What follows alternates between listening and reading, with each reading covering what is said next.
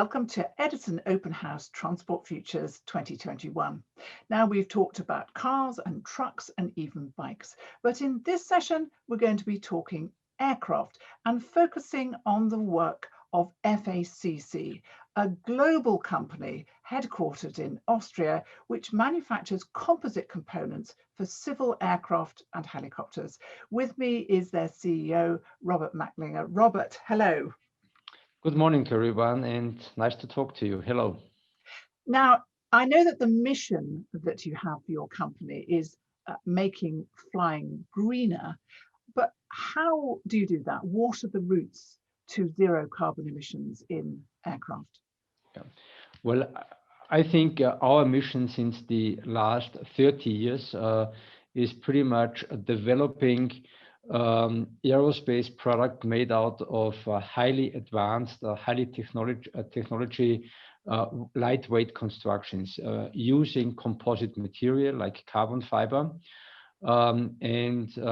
This is what we have been done over the last 30 years as a front runner.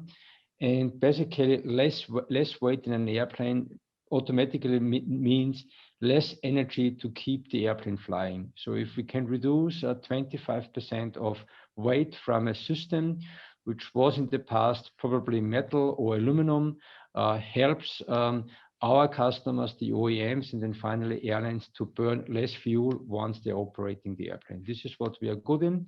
And it's not only just replacing material, it's also making airplanes better behave in aerodynamics, reducing drag and make the airplane more sleek and better performing in the air. That's what we are a specialist in. Now, the driver in the past has been an economic one, using less fuel, because obviously fuel is the most expensive thing in flying. But is the environment a much bigger driver now? This is definitely a big change in focus. If it was better performance and making airplanes faster and more fuel efficient, definitely the last even the last decade, I would say, is mainly phasing on making airplanes more green, more climate friendly.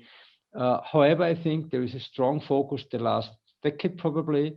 But even if you look back over the last 40 to 50 years, there have been significant improvements made comparing what we had in the 1970s and what we can offer today.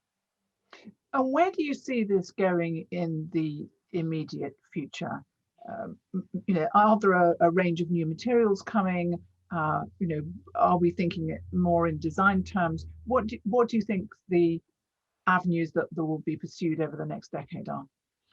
Well, the mission is very clear. By 2050, aerospace is pretty much dedicated and committed to fly emission-free, CO2-free. So that's the overall overarching mission, have CO2 emission-free airplanes ready for the market by 2050. And I think there is a couple of work streams.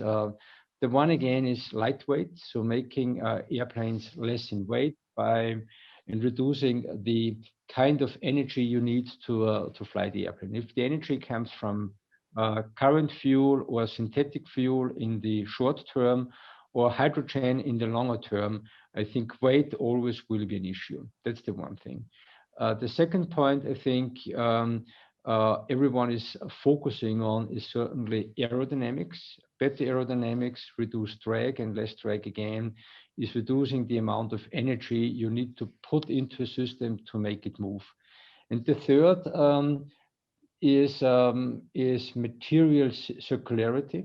So changing from current materials that are based on chemical products more into natural-based materials, whatever the material is, and then have the target to have 100% reusability of the materials once the airplane is out of service. So this is a couple of focus areas I think the industry is focusing on, and where we are helping the industry to have solutions ready in the next years to come. I mean, the aircraft industry of all industries has been absolutely decimated by COVID. Are there still revenue opportunities for this greener future for a company like yours? Absolutely. I think there is a human desire for travel. This is going back 100 years and maybe 1,000 years. And we see it in the meantime already. COVID-19 was extremely difficult for our industry because traveling came to a stop because of COVID-19 local issues. However, we see a rebound of the industry already very strong in the Asian Pacific market. Also the last couple of weeks and months in US. And if you look ahead, especially into the main drivers of mobility. So I think we all know that the world population will grow around about 25% between today and the year 2050. In the year 2050, 68% of the 10 billion people living on Earth will live in urban areas. So megacities will develop, existing megacities will further grow, and new megacities will be added to the network. And I think it's a human desire, a human basic desire to explore, to leave the country, witness other cultures, leave the continent and learn about other continents. And what we've experienced the last 50 years in US and Europe, we are currently seeing in Asia Pacific, that people are getting more and more healthy. Besides building their own house, buying an apartment, they're investing into mobility. And mobility is a hybrid. It's individual mobility, it's trains, it's cars, but it's definitely also air travel. And this is giving us definitely a significant opportunity for the years to come, especially if you know that 80% of the world population never have traveled on an airplane. So there is a huge market in front of us and for the entire industry. Now, tell me a bit about the urban air mobility initiative that you're involved in. Urban air mobility is something very new, I have to say. We have been one of the first companies being engaged in it. And that was very interesting when we started this kind of engagement 4 years ago. People did ask us, why are you doing it? Because aerospace is so good, so well, nice growth, very resilient. But we already knew that urban air mobility will be something that the industry or the market will need. So urban air mobility, we have a couple of areas. The one is people transportation in high urban areas. And here we are more talking flying from A to B in a super large city. Within 5 minutes, you go from one point to the other in a very safe and very convenient environment. At the cost, however, that is comparable to a taxi drive. So it's not comparable to a helicopter flight, which is expensive, which is also noisy and has a couple of other issues. Urban air mobility is a new mean of transportation going from A to B in a very secure, very fast environment at very affordable cost. The second point is those urban air mobility vehicles are electrical driven. So here is definitely battery power because mission distance is not over many hundreds of kilometers in hours. So electrical powered airplanes or vehicles are definitely the right approach. And again, here our lightweight technology we have developed over 30 years is right now the best application for those vehicles. And here we are, I think, a front runner with a couple of other ones in the industry.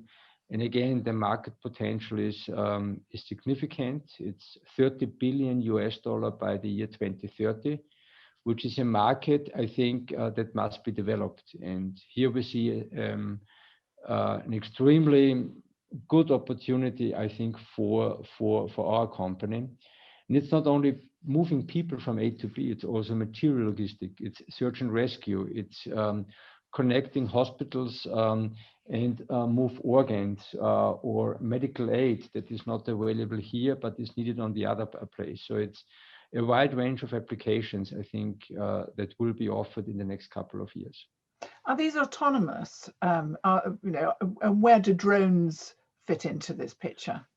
Well, I think there is various technologies at the time being. The most advanced are fully autonomous. So it's no pilot on board. It's also not remote controlled. It's somebody sitting somewhere and steers the vehicle. It's fully autonomous. And one of our projects is pretty much based on 5G telecommunication navigation. So it's going from A to B, finding its own ways from ever you want to start and you want to go to, and it's definitely fully automated. You go in. I flew on it actually in China, so you step in, you close the door, you select the destination, the vehicle takes off and brings you there. Fully automatic, fully autonomous. And how did you feel when you were you concerned by that at all? I suppose you're much more familiar with these kind of things than most people are, but did you feel quite secure and happy? No, first of all, I felt very secure because the vehicle already has flown 7,000 hours in a flight test environment. And I have to say, I felt by far more safe in this air taxi compared to driving a car in India. So it's, and this is a very rough example of two different worlds, I have to say. But actually, it's very safe. It's very silent. This 16 engines, electrical engines, are running very smoothly. You go from A to B in an air-conditioned environment. So it was definitely a good experience, and very nice to travel on it, honestly saying. So you've outlined a very compelling vision of the future in which aircraft really continue to play a very important role. I would guess so. Yes, I think even there is a change of transportation. So I think certain routes that are probably today flown with airplanes might be replaced by other means of transportations.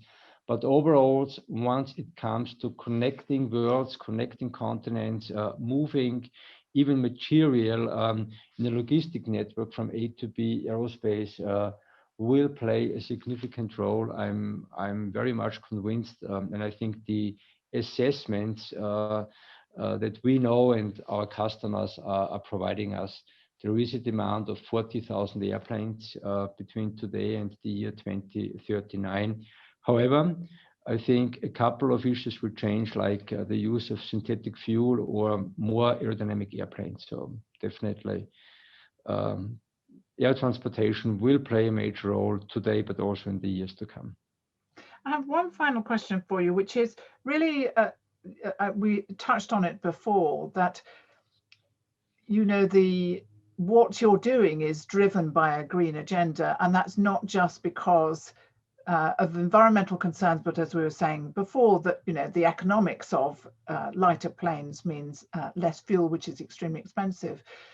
But the ESG agenda, environment, social, and governance, how much impact is that having on your business now? Definitely a significantly growing importance on the business. So the ESG requirements, and it's many, I think, we have to adopt to, and we are dealing with. It's getting more and more important. First of all, in the society, but also in the investors' landscape. So I think technology that helps those aspects, or the attitude of a company, how we behave with people, with the society, is extremely important and is changing, definitely. And has the way that you've adopted that agenda had positive impacts on your business, for instance, on your share price?